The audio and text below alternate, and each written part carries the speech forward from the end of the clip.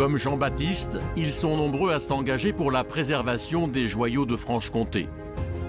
Une mosaïque de territoire qui s'étend des plateaux du Jura jusqu'à la vallée du Doubs et au pays de Montbéliard.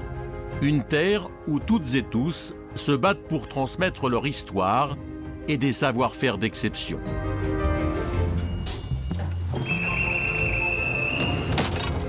Allez, roule ma poule.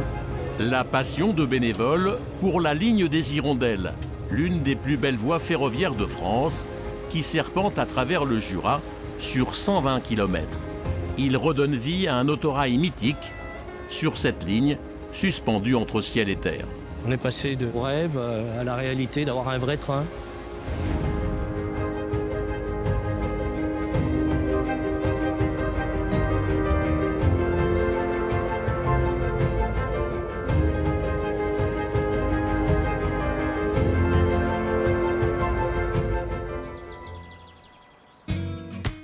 Dans le Haut-Jura, c'est une autre grande histoire de la Franche-Comté que fait revivre une association de passionnés de train, celle de la spectaculaire ligne des Hirondelles. Ils s'apprêtent à emmener des passagers sur cette voie ferrée mythique dont la construction fut en son temps la plus onéreuse de France.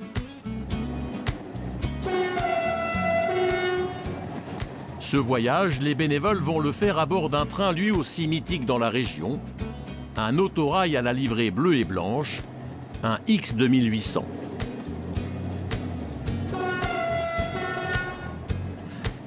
Cette machine, surpuissante, a gravi les pentes du Haut-Doubs de 1958 à 2009. C'est une sortie historique sur une ligne magnifique, l'une des plus belles de France, par les paysages qu'on traverse. On ne voit pas du tout ces paysages-là par la route, par d'autres moyens de locomotion. Lorsque cette ligne, conçue pour désenclaver le Haut-Jura, ouvre en 1900, cela fait 10 ans que des maçons venus d'Italie édifient une impressionnante succession de tunnels et de viaducs. Les habitants de la vallée les surnomment alors les Hirondelles, et depuis, en hommage, le nom est resté. On fait le point. La veille du départ, c'est l'heure des dernières vérifications. Contrôle de caisse, on va regarder les sabots de frein, on va regarder les roues, on va regarder l'état général des bogies. On en profite pour jeter un coup d'œil au gasoil. Ce moment, les bénévoles le préparent depuis des mois. Sonorisation, je l'ai fait, on recontrôlera demain. Côté prépa, on est pas mal. Démarrage.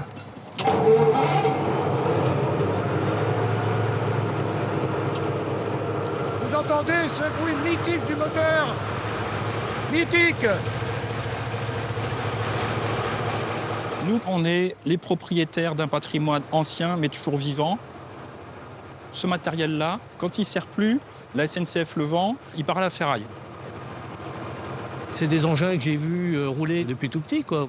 Dans les vacances, les week-ends, dès qu'il en passait un, je sautais sur mon petit vélo. J'allais voir à la gare parce qu'il faisait des manœuvres, il se raccrochait avec des remorques, tout ça. Alors mon père m'emmenait souvent avec lui, donc moi j'avais ma place là en cabine. Et donc c'est vraiment des souvenirs.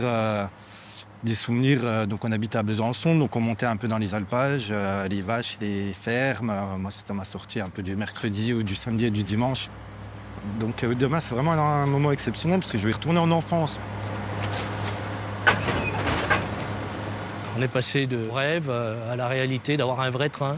C'est vrai que quand on se met à réfléchir à ça, ça peut faire peur quand même, parce qu'il y a quand même pas mal de responsabilités. Je crois qu'à un moment donné, il ne faut plus trop réfléchir et puis foncer quand on part dans des aventures comme ça. Le lendemain matin, les 128 passagers prennent place.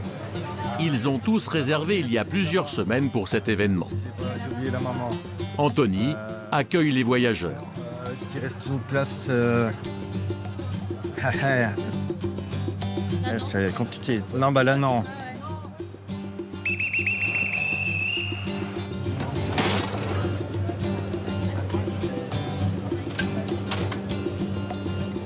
Allez, roule ma poule. Je suis derrière, c'est bon.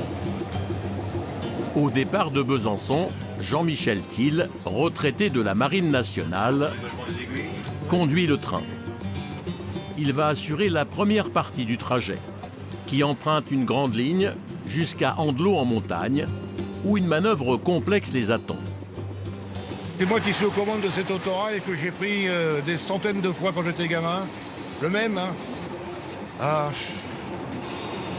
quel bonheur.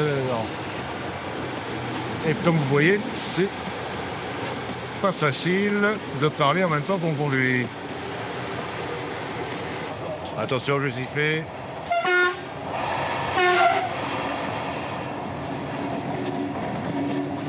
C'est vraiment un moment unique. Ah, je suis content. Je suis content.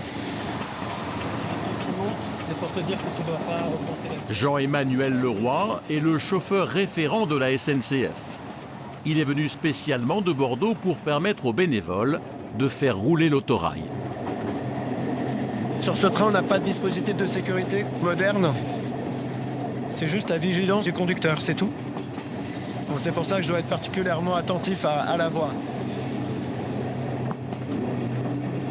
Bonjour messieurs, dames, contrôle des billets s'il vous plaît. Attendez, je poinçonne vos billets. Thierry Arnold est imprimeur. Aujourd'hui, il a revêtu l'uniforme de contrôleur des années 60. Je suis très fier d'être là. Mon papa était cheminot au dépôt de Besançon. Moi j'ai traîné mes guêtres dans le dépôt, j'étais tout petit, j'avais 5 ans, 6 ans, j'étais baptisé à Besançon. Donc mon papa avec un bout de charbon, voilà, c'était les vapeurs à l'époque. Hein. Moi j'ai connu encore les machines à vapeur. Tac. Je suis aux anges là, hein. C'est une merveilleuse journée. Voilà.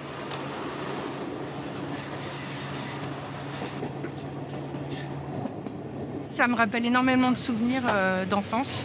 C'est un train que j'ai énormément pris dans les années 80 et c'est un petit peu ma Madeleine de Proust. Voilà, le son, le côté vivant de la machine, voilà, on sent que c'est quelque chose qui vit. Et cette mélodie caractéristique, là qu'on entend, voilà, très caractéristique. Voilà, c'est l'autorail. Sur notre gauche, nous voyons la saline royale. Le convoi longe un patrimoine remarquable, la saline royale d'Arc-et-Sénan, voulue par Louis XV pour transformer la Saumur en sel. Ce monument novateur, symbole de l'importance des salines au XVIIIe siècle, rompt avec les constructions traditionnelles de son époque. Le grand architecte Nicolas Ledoux crée ici un chef-d'œuvre monumental. La saline est classée au patrimoine mondial de l'UNESCO depuis 1984. On va pas très vite. On est habitué au train à grande vitesse, où on n'a pas le temps de voir le paysage, et où on va d'un point A à un point B le plus vite possible. Là, en fait, c'est le déplacement lui-même qui est intéressant. C'est un peu la slow life, c'est ce qu'on est venu tester aujourd'hui. Donc c'est sympa. C'est la moitié du chemin. Jean-Michel est concentré en s'approchant de Andelot en montagne, où l'autorail va attaquer la montée vers Morée. Une manœuvre difficile attend les bénévoles. On a un TGV qui est derrière nous à 14 minutes. 14 minutes, c'est rien du tout. Il ne faut vraiment pas qu'on ait un pépin technique ou autre, un autre problème sur la voie. Ouais. Là, c'est l'aventure. Dans les parties, il peut se passer tout et rien. L'autorail ne doit stationner que quelques minutes sur la voie de grande ligne avant de repartir dans l'autre sens. C'est pas une manœuvre qu'on fait tous les jours. On n'est pas des agents SNCF, on a les mêmes formations. Il faut être concentré à 200% sur ce genre de manœuvre. Et on a ce fameux TGV qui arrive de Paris sans s'arrêter. Donc il faut que ça se fasse au plus vite cette fois. Mais au plus mauvais moment, Température excessive et on peut pas... le convoi ne peut pas repartir. Le liquide de refroidissement est en surchauffe.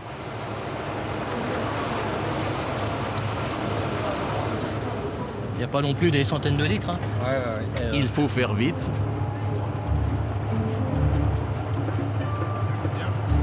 Je pense que ramener du liquide du circuit de chauffage, ça peut aider. Oui. Michael a une idée. Récupérer l'eau du circuit de chauffage et la transférer dans le moteur.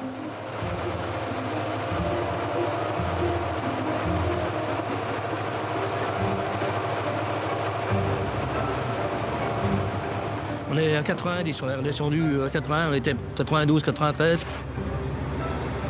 Finalement, la température continue de baisser. Le train peut libérer la voie. Il faut savoir tout faire, il faut connaître un peu les engins dans leur moindre détail. Il faut réfléchir très vite. Mais malheureusement, on a mis le TGV qui nous suivait de 7 minutes en retard.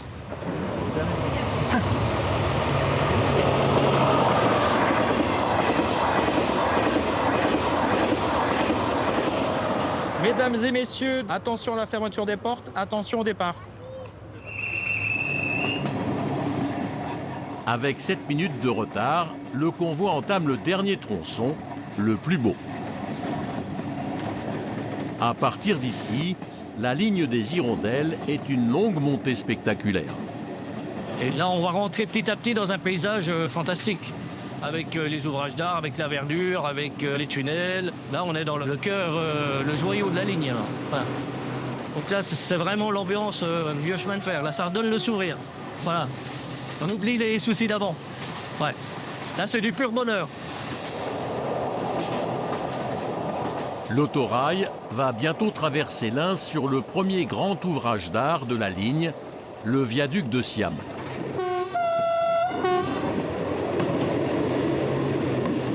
Détruit une première fois après des glissements de terrain, il a fallu attendre 1887 et 2 ans de travaux pour que cet impressionnant viaduc soit mis en service.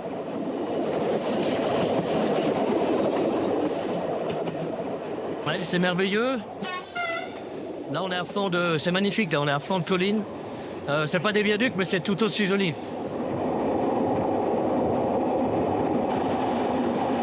On prend gentiment, mais sûrement de l'altitude. Ouais, on est en rampe de 30 pour 1000, donc 3 cm par mètre. On le voit, hein, ça grimpe, ça grimpe.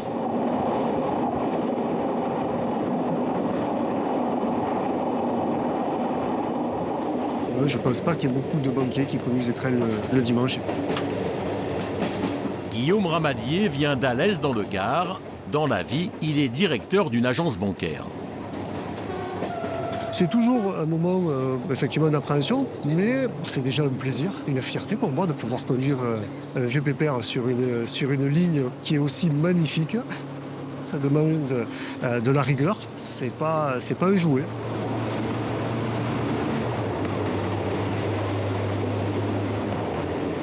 Après le col de la Savine, point culminant de la ligne à près de 1000 mètres d'altitude, l'autorail s'approche de la fin de la ligne des Hirondelles, le secteur le plus impressionnant.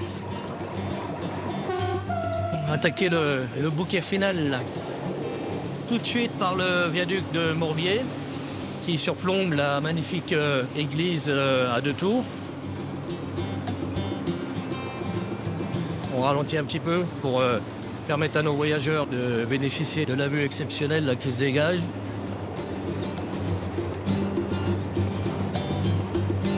Pour rejoindre Morée, à moins de 2 km de distance en ligne droite et en contrebas, les bâtisseurs ont dû construire une saisissante succession d'ouvrages d'art pour épouser le flanc de la montagne, 5 tunnels et 5 viaducs. On n'est pas loin de l'architecture de cathédrale, avec en plus des contraintes techniques, parce qu'il y a quand même le poids du train à supporter en plus. C'est plus de la pierre de taille, c'est pas du béton. Ça reste majestueux, quoi. Alors là, ça fait peur. On est directement dans le précipice. Il faut que les rails tiennent, il faut que les boulons tiennent. Là, carrément, c'est tordu dans le vide. Là, on n'est pas des hirondelles, mais presque. C'est ce viaduc-là qui a donné le nom à la ligne. Voilà.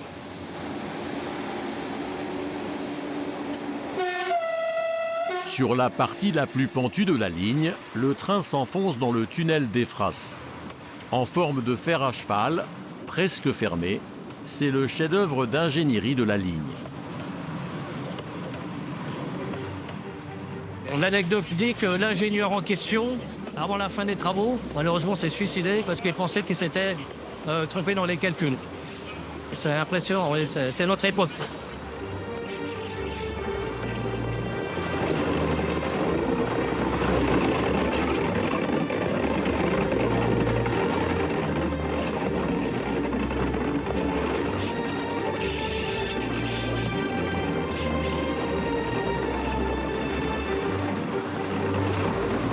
C'est impressionnant, quoi.